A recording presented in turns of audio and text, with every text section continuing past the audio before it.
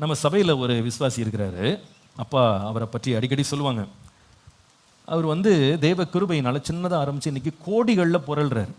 ஒரு மாதம் சில கோடிகளை டேர்ன் ஓவர் பண்ணுறாரு. ஆனால் அவருக்கு ஒரு பழக்கம் இருக்குது. என்ன தெரியுமா? ஞாயிற்றுக்கிழமை ஃபோன் ஆஃப். அவர் 2 ஃபோன் வச்சுருப்பார். ஒன்று பர்சனல் ஃபோன், ஒன்று பிஸ்னஸ் ஃபோன். ஞாயிற்றுக்கிழமை அவருடைய பிஸ்னஸ் ஃபோனை சுவிட்ச் ஆஃப் பண்ணிடுவார். எவ்வளவு கோடிக்கு ஆர்டர் வந்தால் கூட ஞாயிற்றுக்கிழமை பேச மாட்டாராம். அது ரெஸ்ட். 6 நாள் உழைச்சாங்க, காலிலேருந்து ராத்திரி வரைக்கும். இந்த நாள் தேவனுடைய சமூகத்துக்கு வரணும், கர்த்தரை ஆராதிக்கணும். அவர் சர்ச்சுக்கு இன்னும் வராரு, அங்கே சாப்பலுக்கு வராரு. சீக்கிரமாக வந்துடுவார். 7 மணி சர்வீஸ்க்கு 6:30க்கெலாம் கூலாக உட்காந்துருப்பார். நல்லா ஆராதிப்பார், வசனம் கேட்பார், நல்ல தேவனை முடிச்சோடனே ஓடலாம் மாட்டார். அங்கே சாப்பாடு கொடுப்போம், அங்கே காலையில் சாப்பாடு வாங்கலாம். சாப்பிட்டு ஃப்ரெண்ட்ஸோடு உட்காந்து நல்லா பேசிட்டு பொறுமையாக கிளம்பி போவார். அவசரமே பட மாட்டார். அவருடைய பாலிசி. கர்த்தருடைய கிருபையினால் அவர் இன்னும் ஆண்டவர் மேன்மைப்படுத்திட்டே தான் இருக்கிறார். சரீரத்துக்கும் ரெஸ்ட்டு, மைண்டுக்கும் ரெஸ்ட்டு. ஆண்டவர் இதை நம்முடைய சிஸ்டமில் கொண்டு வரணும். ஏன் நமக்கு இன்னைக்கு இளைப்பாறுதல் இல்லைன்னா, நாம் தேவன் கொடுத்த ஓய்வை நாம் கொண்டாடுறதில்ல. we have learned to become busy all the time. 7 நாளில் ஒரு நாள் உங்கள் லைஃப்பில் பிளான் பண்ணுங்க, ரெஸ்ட். ஆலயத்துக்கு வர்றீங்களா? praise God, I want to rest in the presence of God. தேவனுடைய ஆலயத்தை நான் ரிலாக்ஸ் பண்ண விரும்புகிறேன், கர்த்தரண்டை சேர்றேன். அந்த அந்த எண்ணத்தோடு பாருங்க. ஆண்டவர் சார் வருத்தப்பட்டு பார சுமக்கிறீங்களா? என்கிட்ட வாங்க, நான் உங்களுக்கு என்ன கொடுப்பேன்? வேலை செய்கிறத கொஞ்சம் குறைங்க, கொஞ்சம் ரெஸ்ட் எடுங்க. எந்த நேரமும் வேலை செய்யணும், எந்த நேரமும் பிஸியாக இருக்கணுன்றதுலேருந்து வெளியே வாங்க. ஆண்டவர் சொல்கிறார், 6 நாள் வேலை செஞ்சுட்டா 1 நாள் ரெஸ்ட் எடுப்பா. ஞாயிற்றுக்கிழமை என்னெல்லாம் செய்யலாம்னா தேவனுடைய வார்த்தையை கேட்கணும். நிறைய பேருடைய லைஃப்பில் அந்த ஓயாத வேலை பழக்கம் நிறைய பேருக்கு இருக்குது. எங்கேயாவது ஊழியம் போகணுமா? போயிட்டு வாங்க, போய் சொஸ்தமாக்க வேண்டியவங்களை சொஸ்தமாக்குங்க. தரித்திற்கு சுவிசேஷத்தை அறிவிங்க. நன்மை செய்கிறது மேன்மை. அல்லேலூயா. ஞாயிற்றுக்கிழமை ஒருவேளை இதெல்லாம் முடியல, தூங்கணும்னா கூட தூங்கிடுங்க, நல்லா படுத்து தூங்குங்க, கொஞ்சம் ரெஸ்ட் எடுங்க. உடம்புக்கு என்ன வேணும்? சில பேருக்கு ரெஸ்ட் வேணும். அல்லது நன்மை செய்யணும். நான் ஆண்டவருக்காக ஓடி தேவனுக்காக காரியங்களை நன்மை செய்கிறதுல நான் சந்தோஷம். இந்த சண்டே கூட வேலைக்கான அலுவல்களில் போய் ரொம்ப ஈடுபடாது. Keep your heart at rest. ஒரே ஒரு சம்பவத்தை சொல்லி ஜெபம் பண்ணிடுறேன். ஒவ்வொரு ஞாயிற்றுக்கிழமையும் ஆண்டவர் கிருபையினால் நம்ம சர்ச்சில் பில்டிங் கமிட்டின்னு ஒன்று இருக்குது. அதில் ரொம்ப கைதேர்ந்த வல்லுநர்கள் இருக்காங்க. அதில் ஒவ்வொரு ஞாயிற்றுக்கிழமையும் இரவு 9 மணியிலிருந்து 10:30 மணி வரைக்கும் ஜூம் வழியாக நாங்கள் எல்லோரும் கூடி ஒரு 6-7 பேர் கூடி ஜெபம் பண்ணுறது வழக்கம். இது ஆரம்பித்த காலத்து வர 6 வருஷமாக நடந்துட்டுருக்கு. தேவ கிருபையினால் வேலை ஆரம்பிச்சிருந்து செய்கிறோம். அதை ஒவ்வொரு ஞாயிற்றுக்கிழமையும் கூடி ஜெபம் பண்ணுறோம். அப்போ ஒரு நாள் அந்த ஜெபம் முடிஞ்சிருச்சு. முடிஞ்ச உடனே அதில் ஒரு பொறியாளர் ஒருத்தர் இருக்கிறார், பிரதர் திலீபா ராஜன் சொல்லி. அவங்க தான் ஸ்ட்ரக்சரல் இன்ஜினியர், இந்தியாவில் ரொம்ப புகழ்பெற்ற ஒரு ஸ்ட்ரக்சரல் இன்ஜினியராக இருக்கிறார். அவர் ஜெபத்தில் இருக்கிறாங்க. அப்போது நான் ஜெபம் முடித்த உடனே அப்போ அந்த பால்கனி போடுற விஷயம், பால்கனி நடந்துட்டுருக்கு. அப்போ நான் அவங்ககிட்ட நான் சொன்னேன், அங்கிள் அந்த பால்கனியில் அந்த ஒரு பீம் ஒன்று இருக்குது. இது இப்போ சண்டே ப்ரேயர் முடிஞ்ச உடனே சொல்கிறேன், இந்த பால்கனியில் ஒரு பீம் இருக்குது, அந்த பீம் கொஞ்சம் அந்த அந்த இதை கொஞ்சம் மாற்றி போடணும், எனக்கு ரிவர்ஸில் எனக்கு வேணும், பீம் வேணும் அப்படின்னு சொல்லி அந்த எனக்கு ஒரு மாற்றம் வேணும்னு பில்டிங்கில் டிசைன் பற்றி சொன்னேன். அவர் உடனே ரிப்ளை பண்ணுறாரு, கேப்ரியல் நான் சொல்கிறேன் தப்பாக நினைக்காதீங்க, நான் பொதுவாக ஞாயிற்றுக்கிழமைகளில் இந்த வேலையை பற்றிலாம் நான் பேசுறது இல்லைன்னாரு. செவுட்டில் அடித்த மாதிரி இருந்துச்சு எனக்கு. ஆனால் அவர் சொன்னதுக்கு நான் ஆண்டவருக்கு ரொம்ப நன்றி சொல்கிறேன். அவர் ஊழியத்தில் இல்லை, விசுவாசியாக தான் இருக்கிறாரு. ஆனால் அவர் சொன்ன வார்த்தை, ஞாயிற்றுக்கிழமை நான் வேலையை பற்றி என்ன பண்ண மாட்டேன், நாளைக்கு இதை பற்றி பேசலாம், இன்றைக்கி வேண்டாம், திங்கக்கிழமை காலையிலே நம்ம பேசுவோம், இன்றைக்கி வேண்டாம். இது எனக்கு உணர்வை தந்தது. இன்றைக்கி எத்தனை பேருங்க சர்ச்சில் உட்காந்துட்டு பிஸ்னஸ் உட்காந்து பார்த்துட்டு இருக்காங்க, என்ன வாட்ஸ்அப் வருது, என்ன இமெயில் வருது. எப்பா ஒரு நாள் ரெஸ்ட் கொடுப்பா. ஒரு நாள் என்ன சம்பாரிச்சு 3 வேளை தானே சாப்பிட போகிறோம். என்னதான் நம்ம கோடி கோடியாக சம்பாரிச்சாலும் ஒரு வீட்டில் தானே வாழ போகிறோம், ஒரு அறையில் தான் தூங்க போகிறோம். அந்த ஒரு நாள் ரெஸ்ட் எடுப்பா. ஒரு நாள் ஓய்ந்துரு. உன் சரீரத்துக்கு இளைப்பாறுதல், ஆத்மாவுக்கு இளைப்பாறுதல். தேவனோடு நம்ம நேரத்தை செலவழிக்கலாம், நன்மை செய்கிறதுலேயும் நாம நேரத்தை செலவழிக்கலாம்.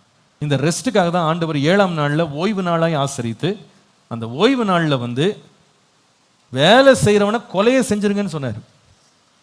அவன் உயிரோடு இருக்கிறத விட செத்து போகிறதே நல்லதுன்றார். எதற்கு இப்படி சொன்னார்? நான் நிச்சயமாக நம்புகிறேன், நம்முடைய நன்மைக்காகவே. நாம் இளைப்பாறணும்னு விரும்பி தான் ஆண்டவர் செய்திருக்கிறார். பிரியமானவர்களே, இயேசு இந்த ரெஸ்ட்டை எப்படி கொண்டாடினார் பாருங்க, அதுதான் நம்மளுக்கு மாதிரி. இயேசு எப்படி இந்த ரெஸ்ட்டை கொண்டாடினார்? நீங்கள் தயவு செய்து மார்க் எழுதின சுவிசேஷம் 1 வாசிப்பீங்களானா, அவர் எப்படி ஓய்வு நாளை ஆசிரித்தார் பாருங்க. பின்பு கப்பர்நகூமுக்கு போனார்கள். உடனே அவர் ஓய்வு நாளிலே ஜெப ஆலயத்திலே பிரவேசித்து போதகம் பண்ணினார். எல்லாரும் சொல்லுங்க, ஜெப ஆலயத்தில் பிரவேசித்து. அப்போ இயேசு போதகம் பண்ணார். அவரோட இந்த சீஷர்கள்லாம் என்ன செய்தாங்க? போதகத்தை கேட்டாங்க. அப்போ டேக்அவே என்னன்னு கேட்டா, 1 day of rest, வாரத்தில் ஒரு நாள் ரெஸ்ட். எதுக்குன்னு சொன்னா, இவ்வளோ நாள் 6 நாள் உலகத்தின் சத்தத்தை கேட்டேன், மனுஷன் பேசுகிற சத்தத்தை கேட்டேன். 7ஆம் நாளில் ஓய்ந்திருக்கிற நாள் யாருடைய சத்தத்தை கேட்பேன்? கர்த்தருடைய சத்தத்தை கேட்பேன். ஒரு ஆமேன்னு சொல்லுங்க. உங்களுக்கு நான் அன்பா சொல்கிறேன், ஞாயிற்றுக்கிழமை எவ்வளோ வேகமாக ஓடலான்னு வராதிங்க, இளைப்பாறணும். எல்லாரும் சொல்லுங்க, கொஞ்சம் அப்படி சாஞ்சு சொல்லுங்களேன் பார்ப்போம். அல்லேலூயா. நம்ம வாழ்க்கையில் இந்த ஓய்வு நாள் அப்படின்றத நம்ம நிறைய வேளை என்ஃபோர்ஸ் பண்ணாததுனால நிறைய பேர் ரொம்ப டயர்டாக இருக்கும். ரொம்ப நம்ம இழைச்சி போயிட்டோம், நம்ம ரொம்ப வருத்தத்துக்குள்ளே போயிட்டோம். ஞாயிற்றுக்கிழமை வந்தீங்களா, இன்னைக்கு என்னது? வசன பண்டிகை தான். நல்லா உட்காந்து நல்லா ஆண்டவருடைய வார்த்தையை நல்லா கேட்டு சாப்பிட்டுட்டு என்ன பண்ணணும்? சந்தோஷமாக போகணும். ஒரு ஆமேன்னு சொல்லுங்கள். ஏன்னா இன்னைக்கு எல்லாம் மாடர்னாக மாறிடுச்சு. எல்லாம் 1 hourல குவிக் லஞ்சு, குவிக் எல்லாம் மெக்டொனால்ட்ஸாக மாறிக்கிட்டு இருக்கு. உட்காந்து நல்லா இந்த இலை போட்டு சாப்பாடு போடுவாங்க பாருங்க, அந்த மாதிரி சாப்பிட பழகணும். ஒரு ஆமீன் சொல்லுங்க. கர்த்தருடைய ஆலயத்துக்கு போவோம் வாருங்கள் என்று சொன்ன பொழுது எப்படி இருந்தேன்? மகிழ்ச்சியாக இருந்தாங்க, நல்ல சந்தோஷம். உங்களுக்கு என்ன தொல்லை? நான் தான் பேச போகிறேன். உட்காந்து நல்லா ஆண்டவர் வார்த்தையை கேட்டு சந்தோஷமாக திருப்தியாக போங்க. இன்றைக்கு மேனேஜர் சவுண்டு, கம்பெனி சவுண்டு இதெல்லாம் கேட்காம ஆண்டவருடைய சத்தத்தை கேட்கணும். I want to listen to God's word. இன்னும் நான் சொல்லுவேன், மத்தேயு 12:9 வாசித்தா, ஆண்டவர் அங்கிருந்து ஒரு ஜெபாலயத்தில் பிரவேசிக்கிறார். அங்கு ஓய்வு நாள். அங்கே சூம்பின கையுடைய மனுஷன் ஒருவன் இருக்கிறான். இயேசுவை குற்றச்சாட்டும்படிக்காக ஓய்வு நாளில் சொஸ்தமாக்குறது நியாயமா என்று கேட்டார்கள். 11ஆம் வசனத்தில், உங்களில் ஒரு மனுஷனுக்கு ஒரு ஆடு இருந்து ஓய்வு நாளில் குழியில் விழுந்து அதை பிடித்து தூக்கி விட மாட்டானா? ஆட்டை பார்க்கிலும் மனுஷனானவன் எவ்வளவோ விசேஷத்திருக்கிறான்னு சொல்லி, அதனால் ஓய்வு நாளில் நன்மை செய்வது நியாயம்தான். ஓய்வு நாளில் தேவனுடைய வார்த்தையை கேட்கறது நியாயம், ஓய்வு நாளில் நன்மை செய்கிறது நியாயம். சண்டே கூட இப்போ நம்மளுக்கு ஓய்வு நாள்ன்றது புதிய ஏற்பாட்டில் வாரத்தின் முதலாவது நாளாக மாறிடுச்சு. நாள் முக்கியம் இல்லை. நீங்கள் மிடில் ஈஸ்ட்டுக்கு போனீங்கன்னா சண்டே எல்லாம் ஒர்க்கிங் டே, அங்கே ஃப்ரைடே தான் லீவு. அதனால் அங்கே சர்வீஸ் எல்லாம் பார்த்தீங்கன்னா ஃப்ரைடே தான் சர்வீஸ். சண்டே இப்போ கூட நிறைய பேர் வேலையில் உட்காந்து இந்த பிரசங்கத்தை கேட்டுட்டு இருப்பாங்க, அவங்களுக்கு லீவ் கிடையாது. சண்டே நம்ம சர்ச்சு கிடையாது. நீங்கள் இந்த மிடில் ஈஸ்ட் எல்லாம் போனீங்கன்னா, இந்த அரேபியன் கண்ட்ரிஸ் எல்லாம் போனீங்கன்னா அவங்களுக்கு ஃப்ரைடே தான் லீவ். ஆனால் வாரத்தில் ஒரு நாள் லீவ் இருக்குது. ஃப்ரைடேவோ சண்டேவோ சாட்டர்டேவோ நாட்களை விசேஷித்துக் கொள்கிறவன் கர்த்தருக்கென்று விசேஷித்துக் கொள்கிறான். நம்முடைய நாட்டில் நமக்கு என்ன லீவ் வச்சுருக்காங்க? சண்டே லீவ் அப்படின்னு வச்சுருக்காங்க. இந்த நாளில் ஒரு தேவனுடைய பிள்ளை என்ன செய்யணும்னா, கர்த்தருடைய ஆலயத்துக்கு வரவும் கர்த்தருடைய வார்த்தையை கேட்கறதுலையும் சந்தோஷமாக ஓடி வரணும். அது ஒரு பெரிய இளைப்பாறுதல். இன்னைக்கு நான் என்ன ஒரு குறையை பார்க்குறேன் அப்படின்னா, நிறைய சபைகளில் இப்போ ஆராதனை அப்படின்றது, நாங்கள்லாம் வளர்ந்த காலத்தில் ஆராதனை அப்படின்றது குறைஞ்சது 3.5 மணி நேரம் நடக்கும். 9 மணிக்கு சர்ச்சை ஆரம்பிச்சா 12:30 மணி வரைக்கும் ஓடும். அதுவும் நடத்தப்பட்டால் 1 மணி வரைக்கும் கூட ஓடும். அது அப்படியே குறைஞ்சு குறைஞ்சு குறைஞ்சு குறைஞ்சு குறைஞ்சு குறைஞ்சு இப்போ நிறைய சர்ச்சஸில் மொத்த ஆராதனை இப்போ என்னமா மாறிச்சுன்னா 1 hour தான். அந்த 1 hourக்கே நிறைய பேர் வாட்ச பார்க்குறாங்க. என்ன முடிக்க மாட்டேங்கிறாரு. ஏசியாவடி சபையாரு, உங்களுக்கு ரொம்ப தாழ்மையாக சொல்கிறேன், ஞாயிற்றுக்கிழமை எப்படி நீங்கள் வரணும்னா, சீக்கிரமாக சீக்கிரமாக ஓடி போய் சீக்கிரமாக திரும்ப வேலை செய்யலாம் அப்படின்னு நினைக்காதீங்க. எப்படி வரணும் தெரியுமா? இன்னைக்கு ஒரு நாள் என்னது? தேவ சமூகத்தில் உட்காந்து அவரோட வசனத்தை கேட்டு இளைப்பாறணும். வாஞ்சிக்கிறவங்க ராமேன்னு சொல்லுங்க. சில பேர் ரொம்ப நேரமாக இளைப்பாறிட்டு இருக்காங்க. சண்டே உட்காந்து 5 மணிக்கு ஃபுல் இளைப்பாறுதல் தான். என்ன நடக்குன்னே தெரியலை. நானும் சொல்லி சொல்லி பார்த்தேன், சரி பாவம் இங்கேயாவது சந்தோஷமாக இருக்கட்டும்,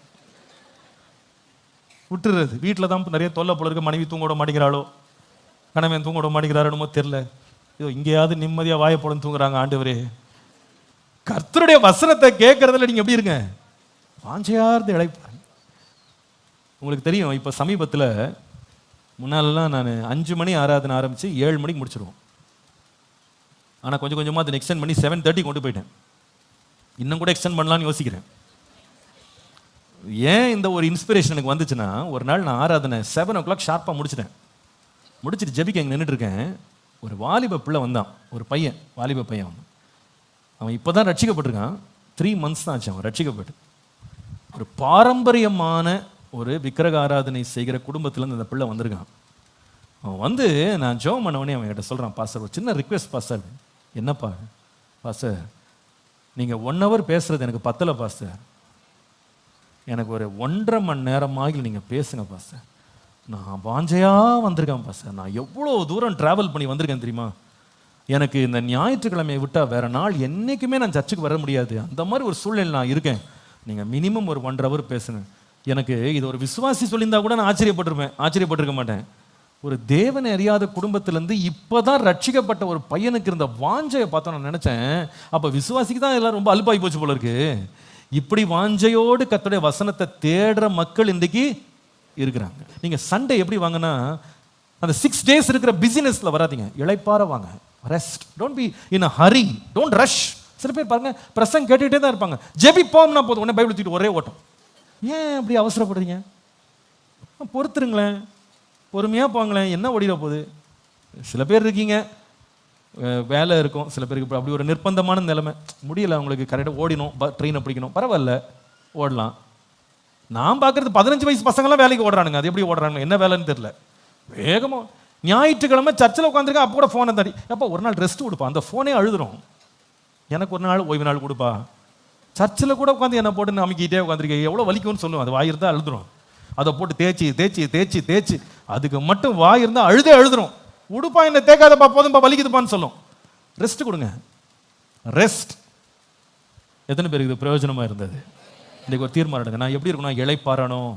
கர்த்தருடைய விருப்பம் அது. உனக்கு நான் இளைப்பாறுதலை, ஆண்டவரே அந்த இளைப்பாறுதல் அனுபவிக்க எனக்கு கிருபை தாரும்.